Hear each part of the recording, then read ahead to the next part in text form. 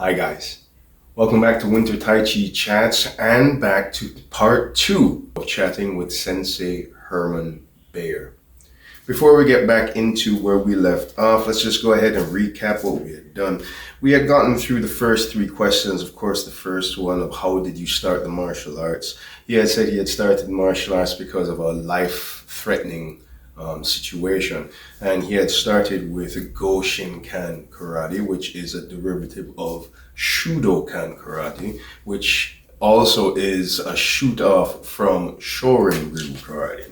Right, and then we got into our second question of what is Shudokan karate? Is it practical fighting? Which also led us into a little bit of a discussion about Jitsu versus Do.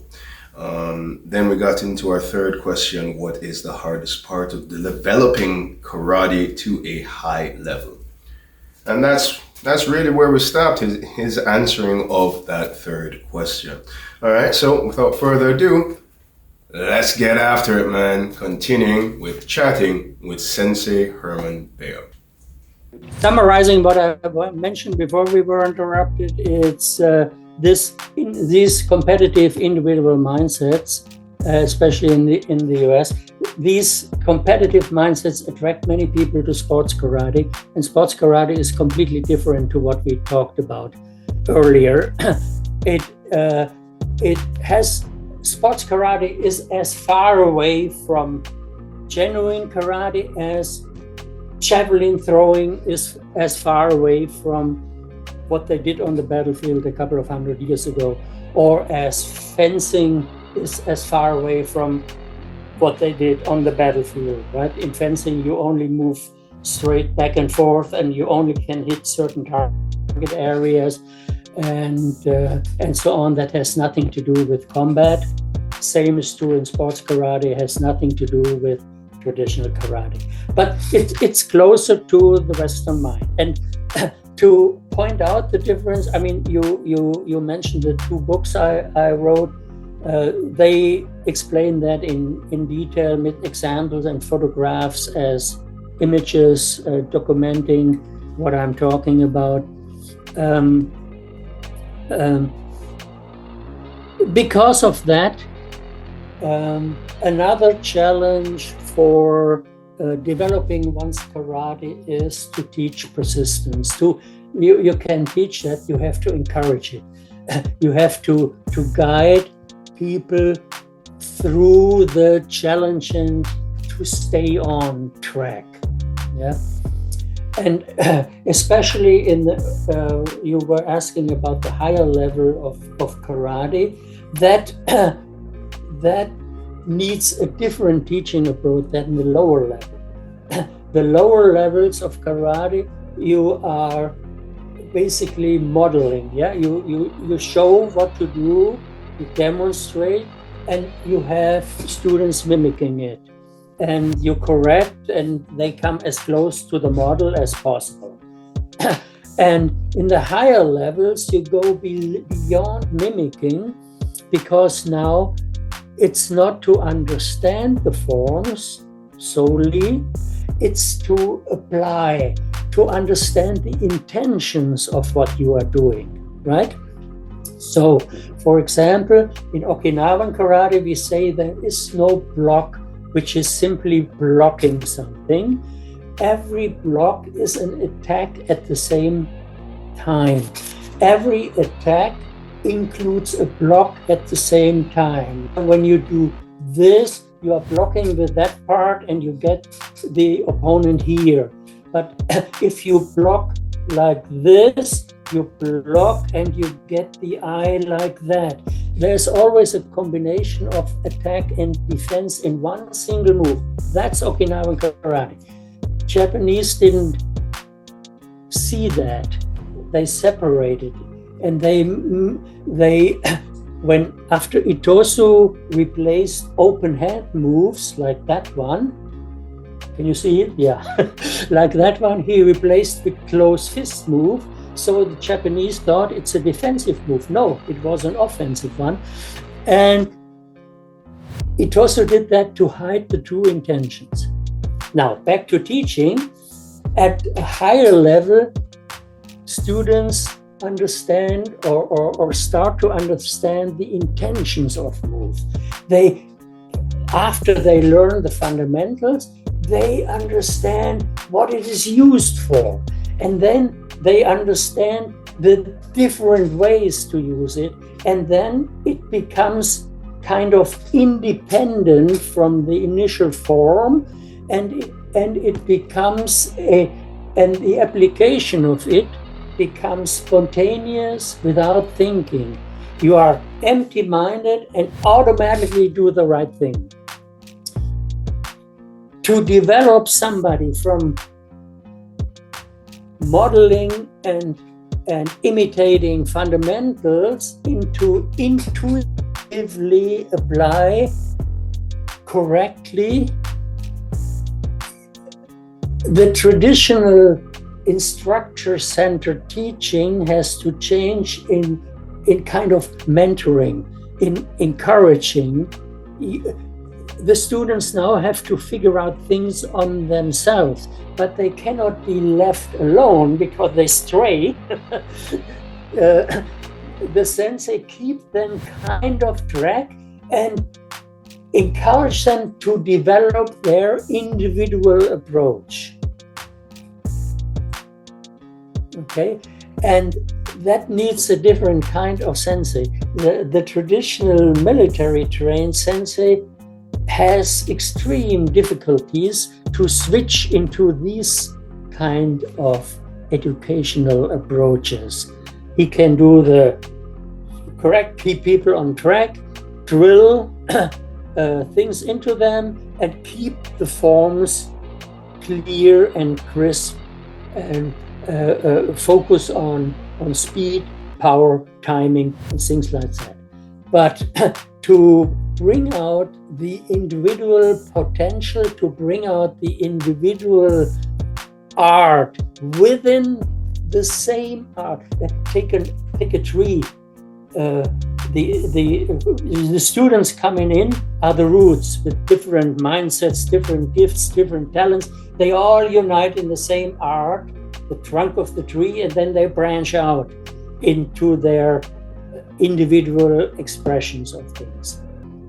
The question now becomes whether this tree, this entire art, is based on fighting, or is it based on self-development solely? Now we are back to the initial thought, and it has to be both. How has your martial training helped or influenced your professional or personal life? Okay, I'll keep that short now because I saw a parallel in the Shotokan martial karate-do I started to train with. I learned about the do, about persistence, following the path, though you know you'll never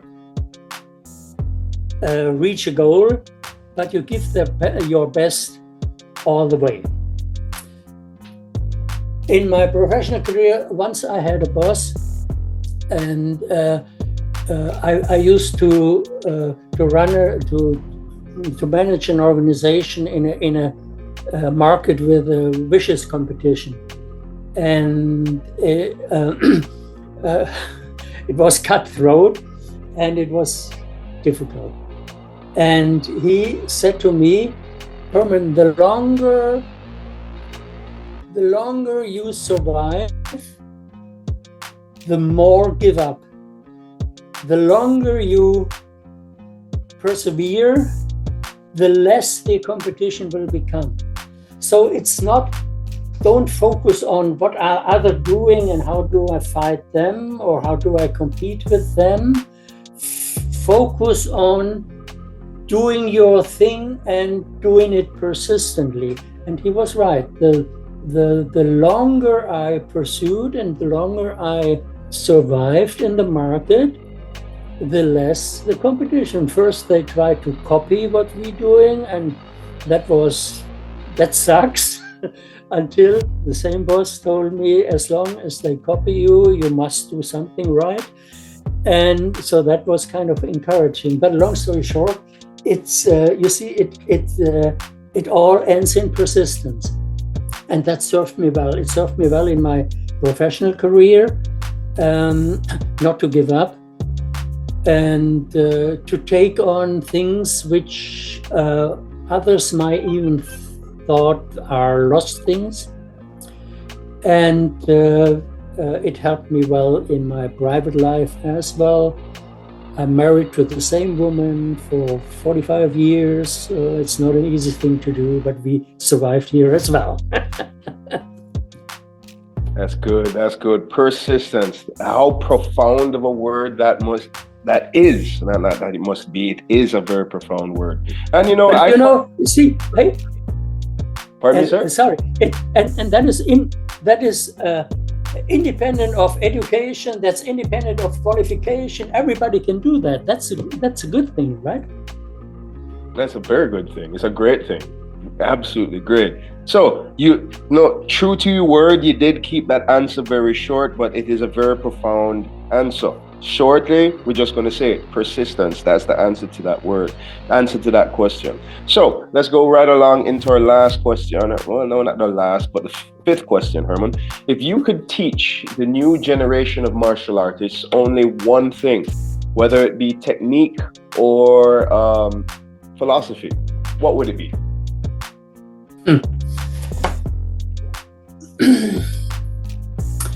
Well, I don't know what's best for other people. So, and there are different, I'm talking karate. I told you there are different versions of karate. There are at least 3 main versions: the fighting art, jiu-jitsu, the way of life, and self-development, do, and sports karate.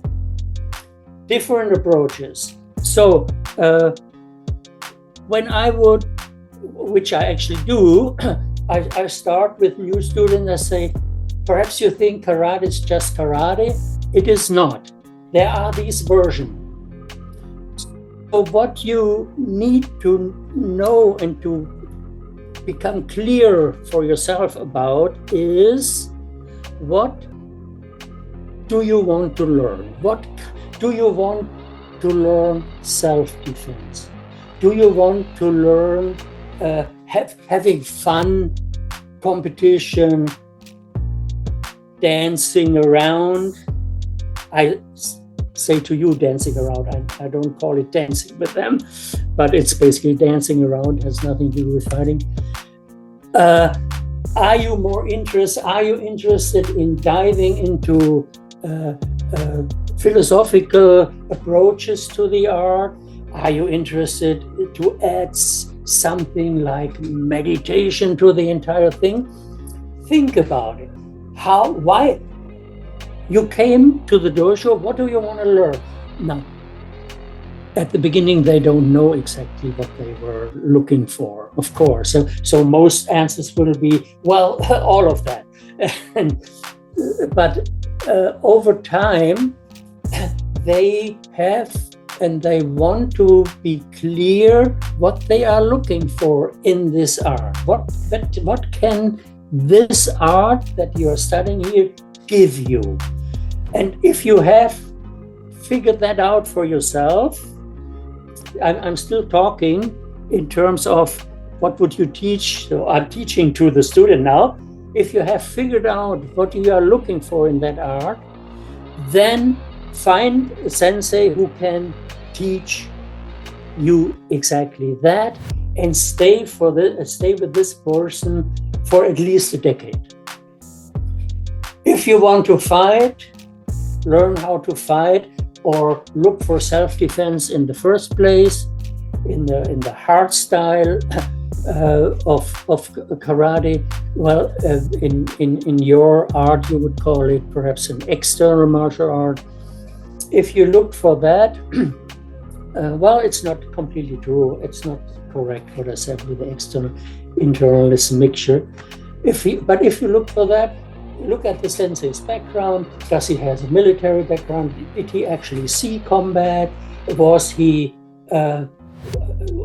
did he work in the security field in any way? Did he fight? The old Okinawan master, you can read how in the red light district they were attacked by thugs and how they fought them. Itozu did that, Chibana did that, Funakoshi, interestingly enough, never did. Motobu Choki did that, and so on. Because most sensei today don't have fighting background. They never. Well, most people, which is a good thing, most people never had to deal with violence, never witnessed violence in their life, and never will. And that's a good thing, of course. But if you want to learn to deal with violence, you need somebody who knows what is happening in such a real fight, because he will teach you the art differently than somebody who never experienced that. He will know about freezes, he will know about shocks, he will know about fear, he will know about how to overcome fear, he will know how to about the difference between being afraid and having fear and angst, and how to deal with that. Yeah, with he will. Okay, stop it. That's the fighting. If you look for the philosophical approach, then look whether your sensei is integrating Zen aspects into the art. How are values explained? Are they part of the training? Are you discussing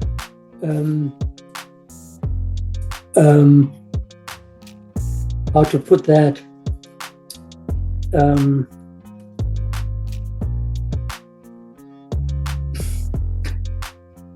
Look, scientific research figured out that some karate confuses kind of sectarian or religious approaches with Zen meditation. So we have to figure out whether this is actually Zen meditation put into karate approaches, or whether it is some esoteric sectarian approach like a religion. Okay, Karate-do. Are you interested in a more recreational, athletic exercise instead of fighting? Then Karate-do is the way to go for you. Are you interested in the fun part, in the competition part? That's easy to find a sensei there. Simply look at the record. How did their students do in competitions? And you can decide to join a dojo like that. But that is the core, because karate is not just karate. After you trained a specific period of time, you should become aware of the different approaches to the art. If not, look at the internet, read something. There are books out there, and try to figure out for yourself which way you want to go, and then everything becomes easy. Yeah? But I think the main thing is to get people interested a little bit more about the background of the art they are studying, the background of what they are doing, not just running to the dojo and doing the exercises. You can go to the gym for that, right? And if you want to train karate simply to beat up people or something like that, well, basically nobody does. But get a pistol and don't do karate. So that I would try to bring across.